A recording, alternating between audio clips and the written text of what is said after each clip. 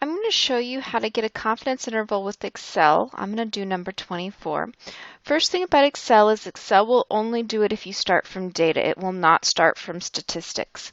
So if you are given the sample mean and standard deviation in lieu of the data set, you will need to use a different method. You either just plug it in the formula and work it out or use the TI.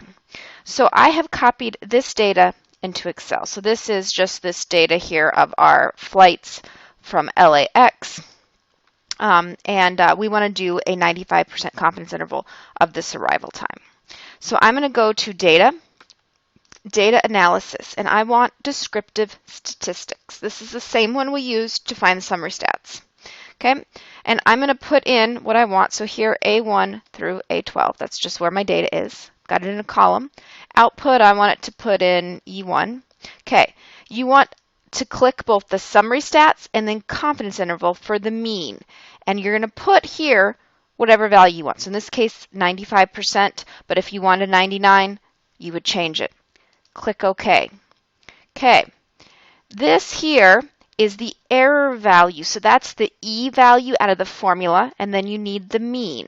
So the confidence interval is going to be F3 minus F16, okay? And it's going to be F3 plus F16, okay? So it's just the plus or minus. So from negative 24.3 minutes to positive 6 minutes. This is our confidence interval. So you're going to use this confidence interval and set to whatever you want. This is your E from the formula. So if you remember, the formula was the X bar plus or minus E. Here's E. Excel calculates it for you, so it does that part of it.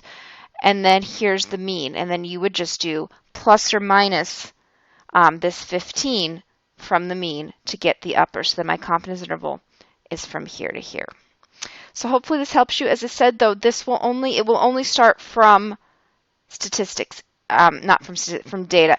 If you have the statistics, you'll have to work it out yourself. The formula, though, is pretty straightforward.